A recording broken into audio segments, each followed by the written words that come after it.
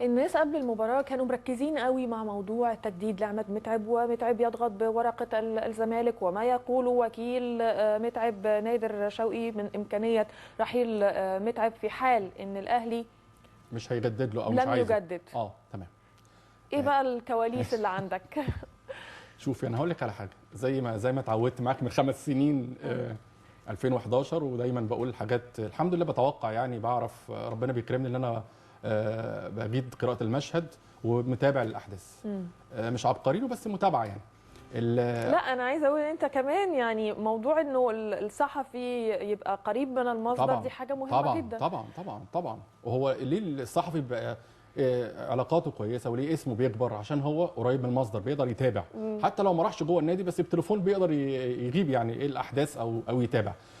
عماد متعب هو وكيل عماد متعب وحسام غالي هو واحد اللي هو نادر شوقي. القصه بقى في النادي الاهلي اللي فيه خلافات جوه النادي الاهلي، خلافات في بعض وجهات النظر. الكابتن زيزو عبد العزيز عبد الشافي قال النهارده مجلس الاداره رد عليه، هو كان بيهاجم او بينتقد مجلس الاداره، وكابتن عبد العزيز عبد الشافي زيزو طبعا ثعلب الملاعب كان انتقد مجلس الاداره لعدم ادارته او الاهتمام بشؤون كره القدم في الفتره اللي هو كان مسؤول فيها. مجلس الاداره رد عليه وقال اللي هو كان بياخد راتب 120,000 جنيه في الشهر، الراتب بتاعه خد مليون جنيه لما الاهلي فاز بالبطوله. فدي من الناحيه دي عايز اقول اللي بعض ربط بين قرب ترشيح او ترشح او ضغط زي ما تسميها انا معاكي كابتن محمود الخطيب لرئاسه النادي الاهلي، وزيزو ده الثنائي في الملاعب مع الكابتن الخطيب، وهو كان دايما قبل الانتخابات كان بيفضل نزول الكابتن الخطيب على رئاسه النادي الاهلي، وده ما حصلش على ارض الواقع لكن ممكن يحصل في خلال الايام القادمه يعني او القليله القادمه ده هيحصل. وبرده دي مننا يعني ده هيحصل. الكابتن الخطيب في ضغوط كبيره جدا عليه، وربنا والنهارده عيد ميلاده على فكره. طبعا عيد ميلاده ال 62 والفيفا دي يعني او الاتحاد الدولي لكره القدم هنأ الكابتن محمود الخطيب وقال علامه فارقه في تاريخ كره القدم. بيبو تخيلي نفس الاكسبريشن بالظبط، علامه الخطيب بيبو علامه فارقه في كره القدم، هتلاقيها حضرتك لو دورت في الموقع الرسمي للفيفا. القصه بقى كل حاجه جاهزه بس معاك على طول ان شاء الله. القصه حسام غالي، نرجع لحسام غالي وعماد متعب. عماد متعب حكايه اللي هو بيهدد بورقه الزمالك، على فكره الزمالك عايز عماد متعب بالفعل في بعض الناس كلموه اللي هو يلعب في الزمالك، والراجل ما منعش ما رفضش. دي جزئيه.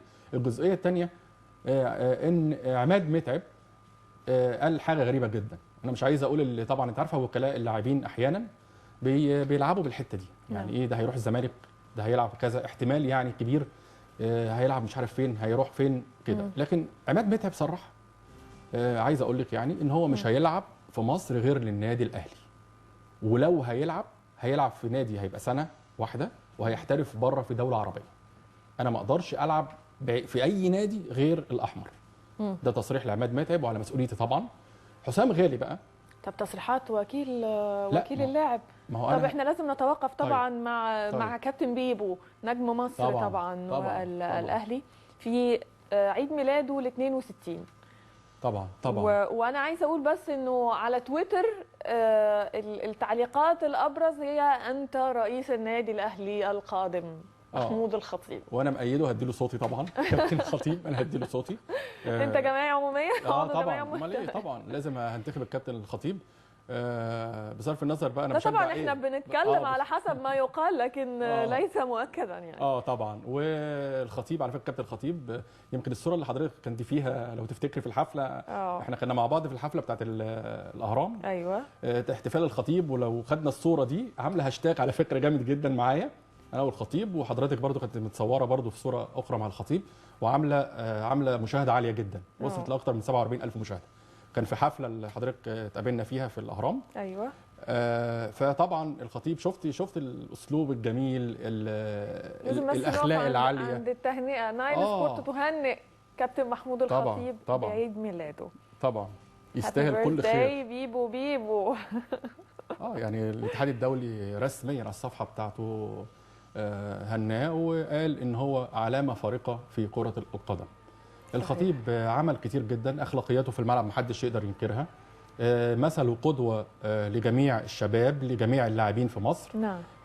فعلا انا اتصور مع كل الاحترام للمهندس محمود طاهر، لكن برضو كابتن الخطيب مش عايز اقول بتاع كوره فهو يبقى رئيس النادي الاهلي اللي هو بيلعب لفريق كوره، لكن اتصور ان دي هتبقى مرحله قادمه للنادي الاهلي. وانا بقول ان الخطيب ان شاء الله ممكن يكون زي صالح سليم المايسترو على نفس ماشي على نفس الخطى يعني يعني ماشي بخطى هي نفس المدرسه ممكن ونفس يعني المدرسه. واتصور ان الخطيب كمان عنده الكاريزما اللي هو ينجح النادي الاهلي ان شاء الله. جميل. يعني بنتمنى طبعا لصالح مصر، خلي بالك يعني انا بتكلم لصالح مصر لصالح الكره المصريه. لما الخطيب يبقى رئيس نادي والاهلي يبقى كويس والزمالك يبقى كويس والاسماعيلي يبقى كويس اكيد والاتحاد السكندري النادي كويس والشرقيه طبعا ان شاء الله يبقى كويس. كل ده بحجم كابتن محمود الخطيب طبعا. بانجازاته بتاريخه الناصع اللي ما فيهوش يعني ما فيهوش اعتراض اصلا، يعني ما فيهوش اي خروج عن النص ما شاء الله داخل او خارج الملعب. ده حقيقي ده حقيقي. خد انذارين بس في حياته وغلط. تاريخه في الملعب وتاريخه ايضا الاداري طبعا. مع النادي طبعا. الاهلي ومنتخب مصر. مصر لما كان مع فاروق جعفر بتقول النتيجه انه يعني ما فيش اعتراض على اسم طبعا كابتن لا خالص. يعني كويس ان انا بحييك اللي انت بتأيدي الكابتن محمود الخطيب وانت لابسه ابيض يعني فاهم لابسه ابيض يعني ملوش علاقه طبعا. طيب الحمد لله. من ضمن الاخبار طبعا النهارده تابعناها ان هيكون في مؤتمر صحفي للكشف عن حضور المباريات بالنسبه للنادي الاهلي في نوفمبر القادم. يعني هل من جديد بشأن حضور المباريات والاستعدادات بقى النادي الأهلي بيعملها عشان حضور الجماهير؟ هيبقى فيه أعتقد بعض البطاقات كده بشكل معين بالتزامات بعينها. افتكري حضرتك وانا كنت معاكي برضو 2011 مش عايز اقول لك لما حصل موقعات الجلابيه الشهيره طبعا. قلت يا جماعه الناس تعمل زي سي في، هو ده اللي شغالين عليه. يعني الزمالك اشتغل على الفكره سي في باسامي الناس الجماهير بصوره البطاقه مع بل الاستماره بالعنوان بكل الكلام ده كله ويتعمل له كارنيه بالصوره بتاعته. بعد التحريات طبعا اللي هو يبقى كويس ويعني يعني ذو خلق يعني او انسان محترم بيعمل له كارنيه زي ما حصل مع نادي الزمالك 70,000 متفرج في برج العرب. القصه دي او مباراه الزمالك وسان داونز في نهائي افريقيا اعتقد هي دي اللي عملت دفعه ايجابيه لحضور اللي احنا بنتكلم فيه لحضور الجماهير بعد كده. وبالتالي النادي الاهلي هيعمل نفس الموضوع لاعضائه. ما ده بالكارنيه عادي، بالكارنيه بياخد اللي هو التيكت او كده، ده معروف ده، او بالكارنيه اللي هو قاعد وعامل في النادي او عضو جمعيه عموميه زي ما اتفقنا، او جمهور النادي الاهلي. انا بس عايزه اشير